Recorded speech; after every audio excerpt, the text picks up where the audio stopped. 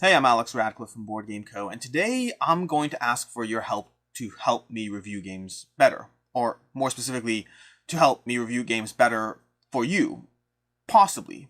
Maybe. We'll get into all that. But first, let's randomly interrupt that for a quick word from our sponsor, Gamefound, where you can head on over to Gamefound, and back Lords of Ragnarok if you want it, if you like area control, if you like, epic miniatures, if you like Awaken Realms. Today's the last day that you can back Lords of Ragnarok, and I guarantee you this part, that thing is going to be much more expensive after the fact, as far as getting it at retail, as far as getting all the other stuff.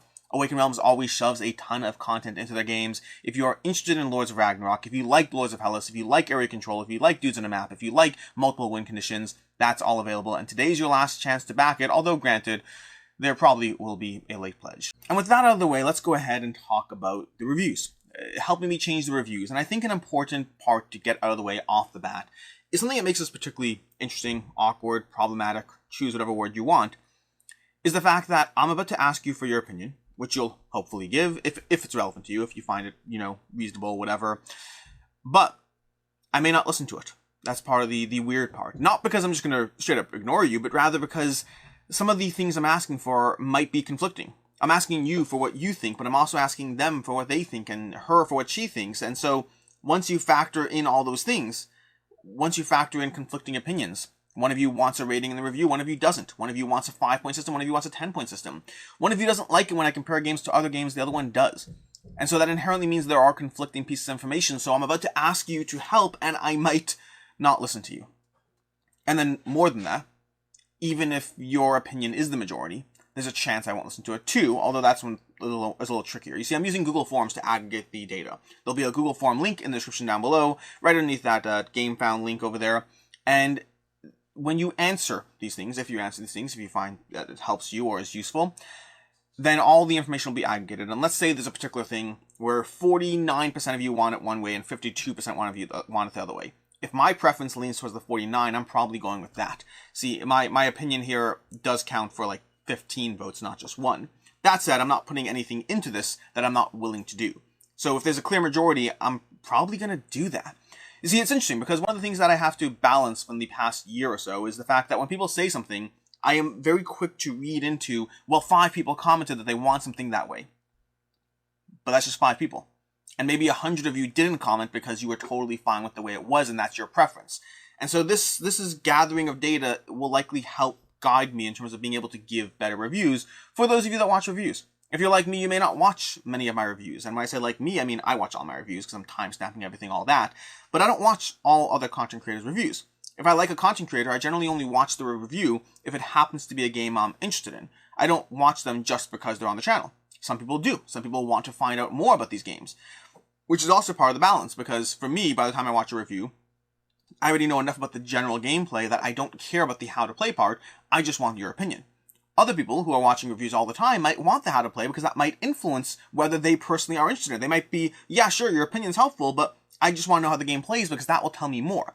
And again, that goes back to the question, how do I structure my reviews? And how do I do it in a way that is as best suited for as many people as possible? You see, when I started reviewing games on the channel, my first 5 reviews, which were randomly done here and there, had no format whatsoever. Just, spewing whatever thoughts were in my head. That's it. No thoughts past just talking, which is most of my videos, just not my reviews anymore. Around Dead Reckoning. Dead Reckoning, I think, was the first review that I had my original format. And when I say original, I mean that if you've been paying attention over the past 2-3 weeks, I have been adjusting my review format so that when I do this video, you can get a taste of different things that I've been doing and see which one you like better. And Dead Reckoning was the first time I developed the what I liked, don't like, and can see others not liking format, which is a format that I've had for a very long time. It's basically saying, as you can imagine, what I like in a game, what the things that resonate with me, the things that work for me, what I don't like, but then also it's worth knowing what I can see others not liking. That's worth knowing about. It's worth understanding that I might not have a problem with the fact that there was luck in this game, but you might. I might not have a problem with the fact that there's conflict in this game, but you may not like conflict. And so covering the things that might make a game stick out as not being right for you, I thought was a worthwhile section. That's a section that's been missing from my recent reviews. Half replaced by nitpicks, but not exactly. Then fast forward 3-4 months from that Dead Reckoning review, and I started adding scores to my reviews. And I started adding scores and ratings specifically because I would get questions all the time, like, hey Alex, I know you just reviewed, Isis Vanguard and Shogun no Katana, which one do you like more? And for me, it's like, well, Shogun no Katana is great, but I like Isis Vanguard more. And then the same question, do you prefer Isis Vanguard or Endless Winter? And I'm like, Isis Vanguard is great. Endless Winter is much better for me. Meaning if I just talk about the game, talk about what I like, didn't like, then you, the viewer, didn't necessarily know which one I liked more, which for some people you don't care about, but some did. Which is why I started adding scores. Yes, I liked parts of this game, but how much I liked it, a score can help tell you that. Initially, I started with a 10-point scale. A 10-point scale that was quickly moved to the side because I started with a 10-point scale because that's what's more normal in the space. But on my personal ratings board, the way I track my own scores for years before doing any content creation, I always used a 5-point scale. And so I shifted away from the 10-point scale because even though I tried it for like 2 months maybe, and it just didn't feel as natural to me because it wasn't the way I reviewed games. The way I scored games, ranked my own games. And so I shifted to a 5-point scale that I still like the 5-point scale better, but you have to explain it a little more. People don't necessarily know what it means walking in the door. And there's some problems with it as well. We'll talk about that when we go through these sheets of what the Google form looks like. And so yeah, it was, I shifted to the 5-point scale after around 2 months and have stuck with that for a long time. Now in recent weeks, I've dropped scores altogether. As part of the testing of what works for you, I've dropped scores from my reviews and I've changed up the format. Now I start with a section on preferences and biases, which is a section that it does include things like biases like relationships with publishers or friends or things like that. Not paid engagements because I don't do paid engagements, although granted when I cover Awakened Realms games, I will talk about the Gamefound, sponsorship, so that's a factor there. But really preferences and biases is less about biases and more about preferences, at least for myself and what I'm looking to add. See, a problem I've struggled with for a long time is the idea that if I review a lighter game, I'm going to be less excited about it. And that's okay because it's my review, it's my opinion of the game. But you, the person watching the video, if you're a long-time viewer, you might know this, but if you're not, you might not. Lighter games aren't as exciting to me. The best lighter games, you take a game like Splendor. Splendor's an amazing game that I can recommend to tons of people. It's a 3 for me, using my current ranking scale. It's a 3, it's a solid game, I enjoy it. It probably started as a 4 because I really liked it, like initially, because it's like, ooh, look at this little fun little engine builder.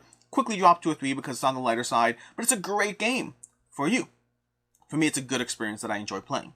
So the context of what I like, or the fact that, if a game's an area control game or has drafting, I'm far more likely to like that game. So covering my core preferences, I like this, I don't like that, I'm okay with story situationally, I love drafting as a mechanic, deck building's usually pretty solid, lighter games not so much, and if a game focuses more on narrative at the cost of mechanics, generally that's going to be a strike against it. Also campaign games. Campaign games aren't necessarily for me. I love the idea of them, but I rarely finish them and I rarely execute on them, and that means that it has a strike against the accessibility. All these different factors that go into what I like and don't like, covering those when they're relevant in the section of preferences, like, hey, just so you know, I'm about to review a campaign game. Generally, I like those. Also, I don't play them. Factor that in. That's one of those things that I think is useful there. So I started adding that section. Then from there, I moved to sections that are general things that I get questions on, but I haven't really covered extensively. Things like ease of play, rulebook length, teaching others, table space, stuff like that, game length, campaign games. Those all go into ease of play. From there, player count. Maybe it's that order, I don't remember the exact order. Player count is something I talk about now. Hey, by the way, I've experienced this game with 2 to 4 players. I have not experienced it at the 1 player or the 5 player count. I think the 1 player probably would work. The 5 seems like it would be too crowded. Giving my opinions of both what I've experienced and what I can extrapolate out on, while also telling you I haven't played at those. So covering player count, where I think a game works. And then from there into highlights, nitpicks, and meaningful critiques. Highlights, nitpicks, and meaningful critiques are highlights, as you can imagine, are the things that I liked. It's the what I liked section. Nitpicks are things that I didn't like, and often includes things that I can see others not liking, but not always. But they're not things that take away from my experience. You see, every game, my favorite games in my collection, have things that I will and can complain about in a goal and an objective to be as critical as possible when doing a review. I want to find those things that are problems. They won't necessarily affect my enjoyment, though. They may not. And so that's nitpicks. Nitpicks are things like, hey, the rulebook is really complicated and it was hard to actually get this game tabled. That also falls into the ease of play access, but I'll include it in nitpicks, saying this was a problem. Factor that in. But then, the flip side is, it didn't stop me from enjoying the game. Versus meaningful critiques. Meaningful critiques are the things that take away from my experience playing the game. They're things that I really, it takes away from my enjoyment. Whatever those things might be.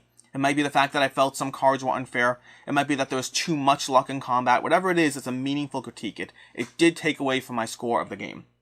Using a 5-point scale, I would say, using my typical 5-point scale, I would say generally games that are 5s will have nitpicks but not meaningful critiques, versus games that are 4s will have meaningful critiques. That's often the reason they're not a 5 for me. That's been a recent, and then I've been dropping the score entirely, partially in an attempt to see what the reaction was.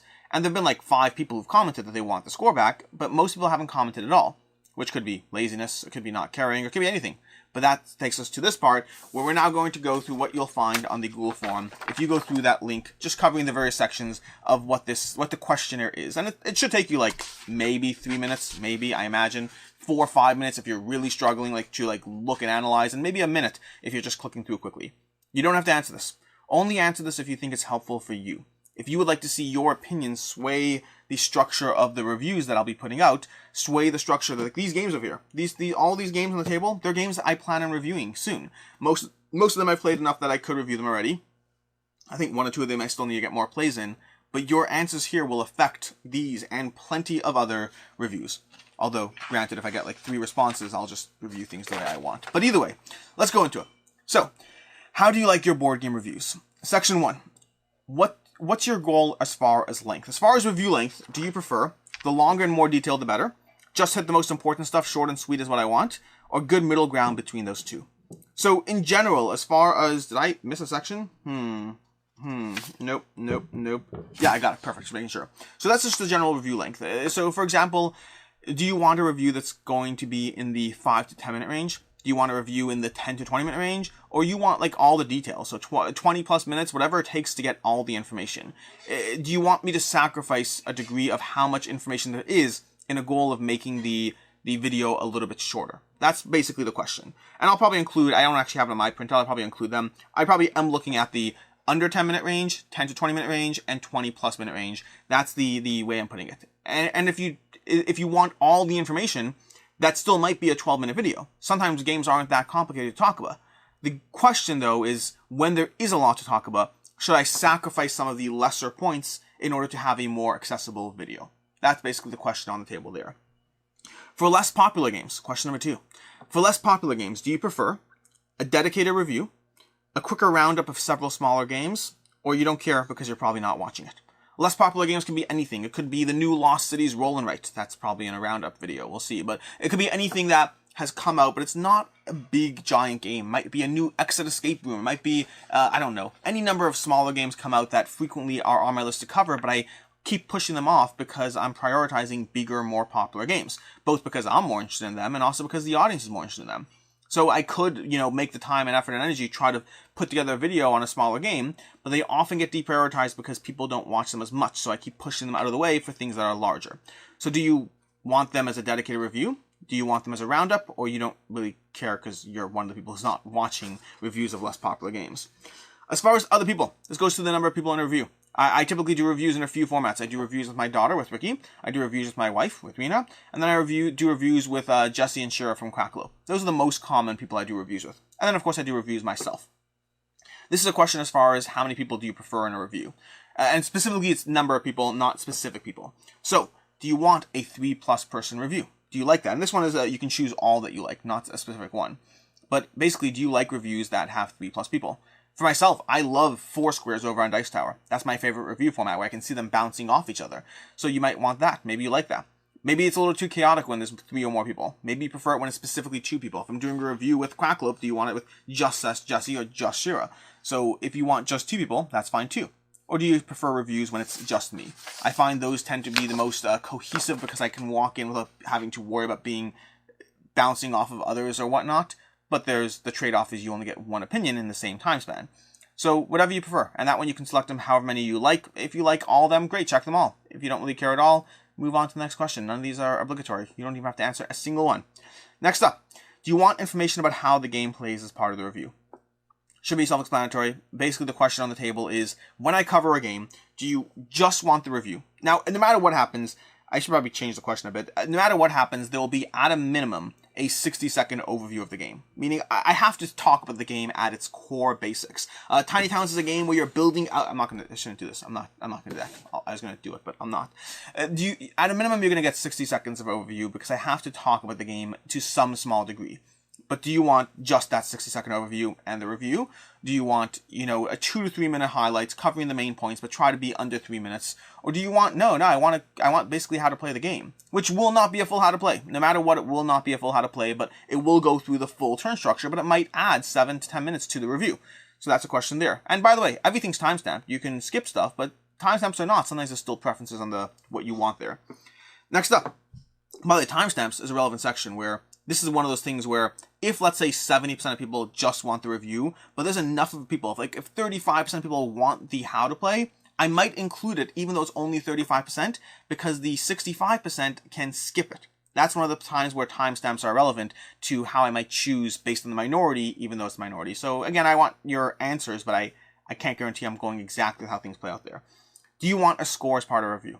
This is another one which has a few options, multiple choice, not selecting multiples.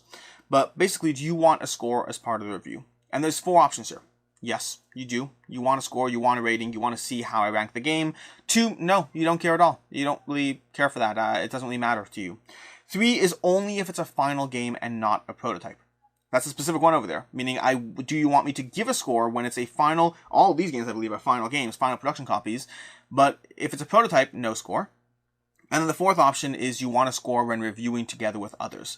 This is, again, going back to the Dice Tower and Foursquare, something you may have noticed when Tom reviews a game, when Tom Vassell from the Dice Tower reviews a game, he doesn't give it a score, he just says approved or excellent, or not really for me or whatever it is. But then in the Foursquare's review, they do give scores together. So that's basically the question on the table. Do you want a review when it's with the multiple? Do you want a score when it's with others? Because then we can play off each other and that is a factor, or not. So a few different options. Yes, no, or then 2 situational yeses. Next up, if a score is part of a review, what scoring system do you want? And there's 4 options here. A 1 to 10 point scale, a 1 to 10 point scale with 0.5 increments, so 8.5, a 5 point scale, or a 5 point scale with 0.5 increments. That's basically the question there. Just what scale do you want to use, do you find helpful? This is actually something interesting. So I actually just did a review for the first time, which is not going to go up till January, but I did a review of a game with Quacklope, with Jesse and Shira, where for funsies we used a 10-point scale, which is something I don't usually use. And this is one of those interesting things where if you've watched my content, you know that I do give out 5s. 5s are roughly 7% of the games I review get a 5, which is high, but a 5 to me is not a perfect game. One thing I find interesting is suddenly as soon as you move to a 10-point scale, I'm a whole lot more hesitant to give a 10. Because that's not my scale, and in a 10-point scale, a 10 should be really, really, really, really rare. In my system, a 5-point scale does not mean it's the best game ever. It just means these are the best games in my collection. I have complaints, I have nitpicks, but these are my favorite games. There are plenty of 5s on a 5-point scale based on the way I used my scale. Versus the 10-point scale, just because it's not my system, I'm more vulnerable to how others interpret it, and I'm yeah, 10s should exist. You should absolutely have a 10. In my opinion, if you don't have a 10, it's not a 10-point scale, it's a 9.5 scale. But 10s, I do feel that weirdness of that's going to be a 2 or 3 times a year thing, maybe 2 or 3 times. 3 seems too much, but we'll see. Either way, just a little side point, but one of the reasons I prefer that 1 to 5-point scale is I don't think a score should be that rare. I just don't think that's my own bias of how I like things. Last question is more of a catch-all. This is just a variety of different sections that you might like to see in a review. Check all that apply. Some of them are basically versions of each other. So starting off, what I liked in the review. What I liked. What I didn't like. What might be a problem for you. What I can see others not liking, basically. So those 3 sections that used to be in my reviews up until 2 weeks ago. Then we have nitpicks. Various minor complaints that didn't affect our enjoyment but are things worth knowing about. That does have a healthy overlap with what I can see others not liking, but also has an overlap with what I didn't like. It's trying to include just things to be generally aware of or complain about. Finding complaints. Meaningful critiques. This is similar to the what I didn't like category, but more focus on the specific things that took away from our enjoyment as opposed to just complaints. Next up is player count commentary.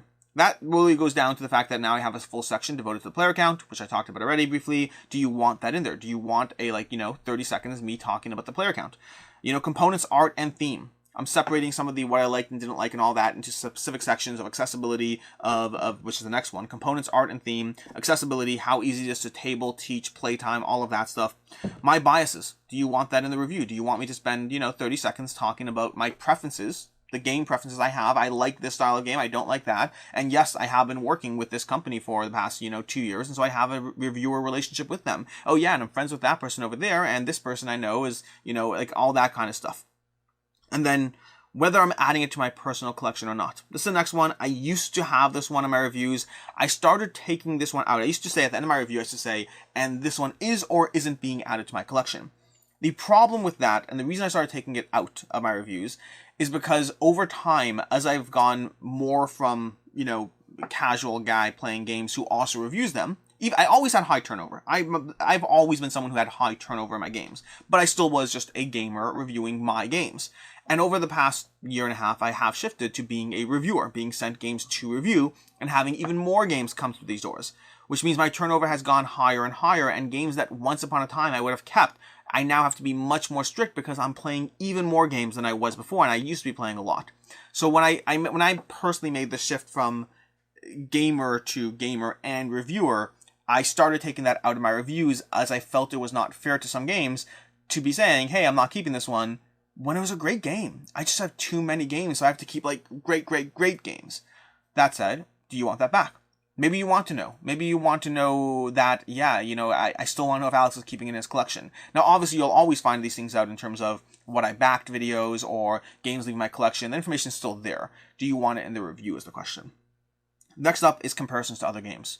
Do you want me to specifically seek to try to find comparisons? If you like this, you'll possibly like this. And if you didn't like this, I'll figure out how I do it. But do you want comparisons to other games to try to get that data point of, well, here's a reason why I might get this game, or I already know that I like this game. Now tell me 2 other games I should probably be looking at reviews for. And then lastly is a visual list of pros and cons at the end of the video. Now this one's actually props to King of Average for it. If you watch King of Average, if you subscribe to his channel, at the end of his reviews, he has just a summary list at the end. It's almost the equivalent of a score, but not really a score. But he spends the whole video talking about his pros and cons. And then he just has a summary at the end of pros, quick setup, great to teach, lots of fun, cons, a little too much luck, and the art was terrible. Whatever the pros and cons list, but it gives you all that information at the end for those of you who are ridiculously terrible people who just want to skip to the end and don't want to listen to any of it. By the way, I've done that too. I'll watch a 4 scores review, and if I don't have time, I'll just skip to the scores. Usually I watch them all because I want to find context, but sometimes I just skip to the end if I don't have time. But do you want that? Do you want that kind of pros, cons list either at the end or in the description or somewhere where it's easily accessible? Maybe a pinned comment showing you all the pros and cons in a quick, visually accessible form so you do not have to, actually watch the videos I'm putting out. Funnily enough, that's the very last thing I say at the end of this video. So in a weird way, but if you've watched this video, you're already someone who's getting to the end and watching it all. Although, that said, you could have just clicked through to the poll and seen the question. You don't have to actually have gotten this far in the video. That's everything. Most of these sections do have areas where you can put in notes as well. Also adding this. Inherently, those are trickier for me to go through. The more people that answer this poll, the more I have to go through these custom options. So I'd say by all means add them. I will try to read everything, but it's certainly harder for me to get a firm picture of how useful something is to someone because one person typed it in. So it's useful information, but less likely to be a factor, I guess. So, but again, it's a weird balance. It's helpful. So yes, put in others, but less likely that things will happen because of it. That's basically it. That is my video on if you care about the reviews, if you watch the reviews, if you want to shape how the reviews are best suited for you, then go ahead and answer. And if you don't, that's fine too. I'll be charging for it no matter what. How I charge for it is something that you can have a voice in. Until next time, I'm Alex Radcliffe from Board Game Co. Thanks for being here, and as always, have a good one.